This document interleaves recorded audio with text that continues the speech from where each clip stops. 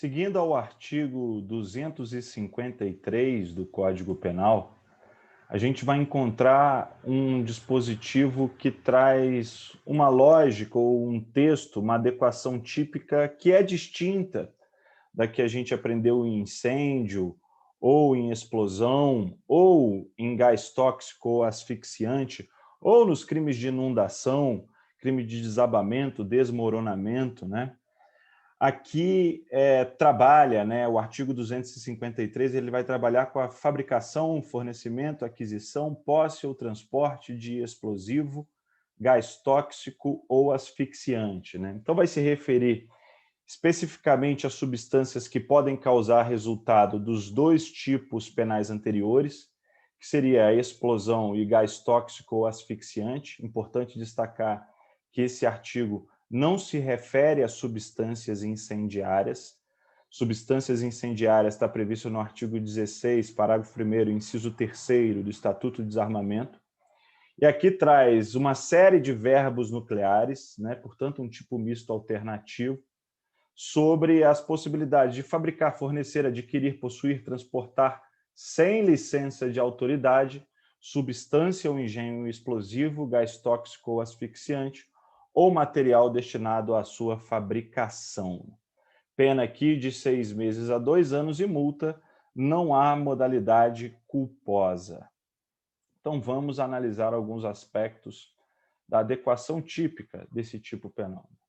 Então, portanto, como já foi prenunciado, nós temos 5 verbos nucleares, né? 5 condutas, 5 tipos de ações que podem configurar esse tipo penal. E aí a gente está diante das ações de fabricar, fornecer, adquirir, possuir, transportar. E aí seria praticar essas condutas, né? E aí, seja adquirindo, possuindo, transportando engenhos explosivos ou substâncias que são gases tóxicos ou asfixiantes. Estes são a materialidade, essa constitui a materialidade da prática desse delito.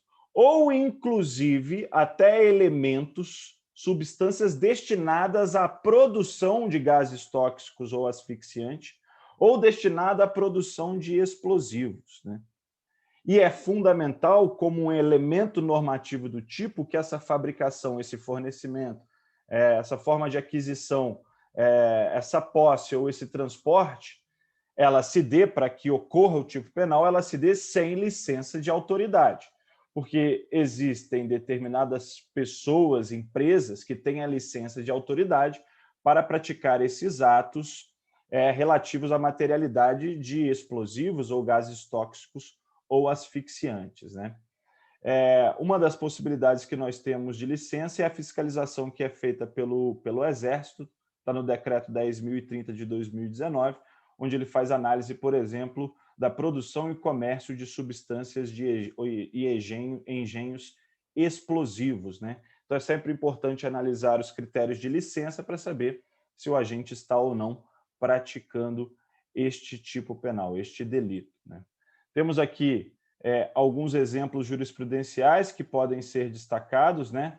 Uma posse considerável de quantidade de fogos de artifício, né? Material explosivo, pode ser adequado tipicamente. Eu preciso que a gente analise o próximo quadro, porque a gente vai ver que essa é uma hipótese muito subsidiária, vocês vão perceber isso mais adiante, né? E também tem aqui, né, STF, STJ, que fala que diz que pratica o crime quem destina parte do seu estoque regular de explosivos usados à mineração para venda a estranhos sem a autorização, né? Então, aquelas pessoas que estariam, portanto, fornecendo materiais explosivos sem a devida licença para tanto. Vamos lá, eu disse que este é um tipo penal que deve ser analisado com cautela, porque ele é um tipo penal subsidiário, pessoal. Existem muitas hipóteses especiais que se assemelham às condutas previstas no artigo 253 do Código Penal. Um primeiro conflito aparente de normas que a gente tem é em relação ao artigo 253 e o próprio artigo 16, parágrafo 1º, inciso 3º da Lei 10.826 de 2003, que é o Estatuto do Desarmamento. Nesse artigo, no seu parágrafo 1º, inciso 3º, tem lá os verbos nucleares fabricar e possuir substância explosiva. Portanto, em relação a fabricar ou possuir substância explosiva, engenho explosivo, vai aplicar o artigo 16, parágrafo 1º, inciso 3º. Então, diante dessas hipóteses, houve uma derrogação do artigo 253 tácita, né? Então, eu vou voltar até o artigo só para que vocês vejam, né?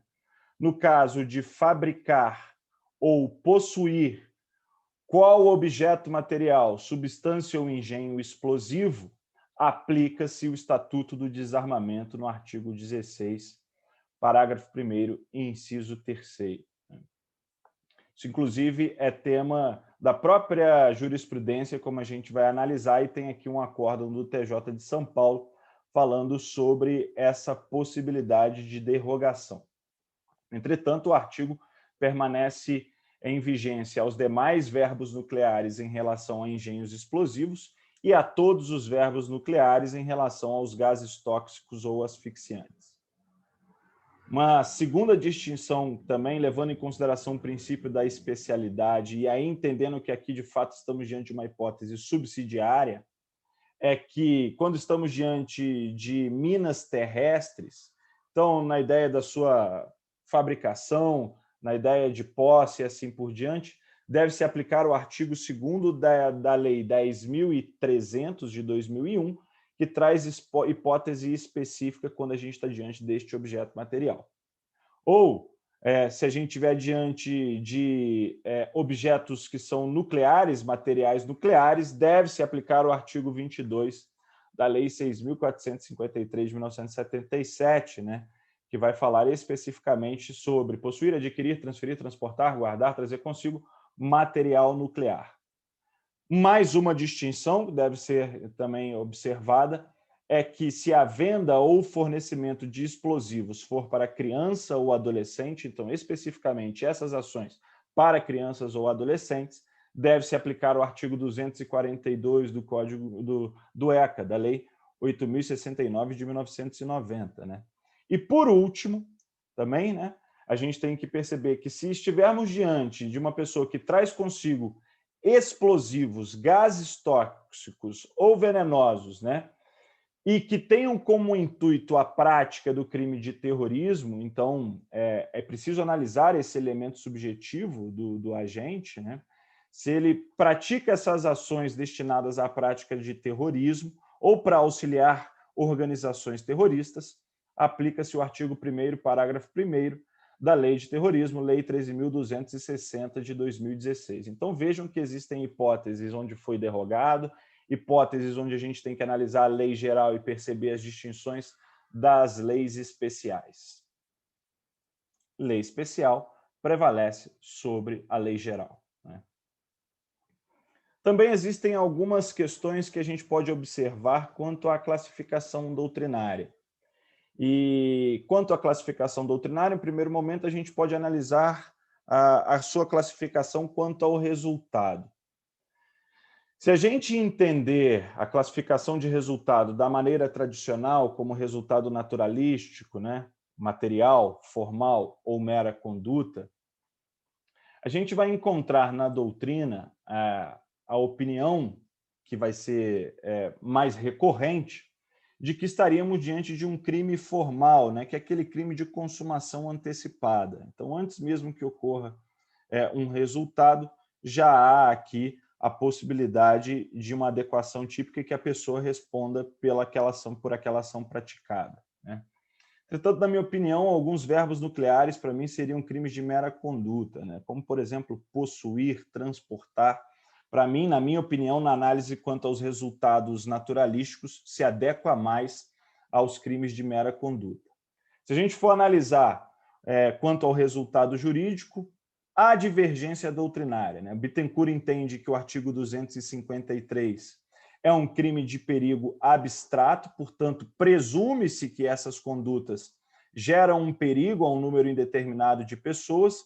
Já o Greco e o Delmanto entendem que se trata de um crime de perigo concreto, ou seja, que deve-se demonstrar que a substância, o engenho, tenham capacidade lesiva, né? Que tenham potência capaz de gerar um perigo a um número indeterminado de pessoas e coisas. Caso não haja essa capacidade, não haveria possibilidade de aplicação do artigo 253, né? Levando em consideração até um pouco uma análise sobre um crime impossível, do artigo 17 do Código Penal. Outra especificidade que nós temos do artigo 253 aos demais em relação à classificação doutrinária é quanto ao momento consumativo, né? Regra geral, a gente viu que os delitos eles têm a consumação, o momento consumativo é de consumação instantânea. Mas no artigo 253 existem crimes que são crimes permanentes, verbos nucleares permanentes, como, por exemplo, o verbo nuclear de possuir ou transportar a substância ou engenho explosivo, ou tóxico, ou asfixiante. Aqui um precedente judicial, entendendo pela derrogação do artigo 253, em situações específicas, a relação de posse legal de explosivos, aplicando o artigo 16, à época era parágrafo único, agora é parágrafo 1º, inciso 3º do Estatuto do Desarmamento. Aqui, mais um precedente onde a gente pode analisar que o denunciado ele tinha, portanto, em sua posse, 2 caixas de explosivos, né? Possuía sob sua guarda 2 caixas de explosivos de marca 5 estrelas, né? E ele tinha essa guarda desses explosivos sem a devida licença de autoridade. Um debate que pode se estabelecer no caso da aplicação do artigo 253 e da hipótese trazida no Estatuto do Desarmamento, né, no artigo 16, parágrafo 1º, inciso 3º, é o caso Rafael Braga, né, que durante as manifestações que tomaram o país em 2013, em 2014, enfim, de maneira mais intensa, nos períodos de junho e julho de 2013, né, Rafael Braga acabou sendo acusado de estar portando material que poderia ser utilizado para a feitura, a confecção de explosivos, né? E aí um desses elementos era uma garrafa de pinho-sol, e aí cada um pode tirar a sua própria conclusão. Tem aqui a sentença, eu deixo sempre algum material disponibilizado para consulta, para que vocês possam ver o caso Rafael Braga.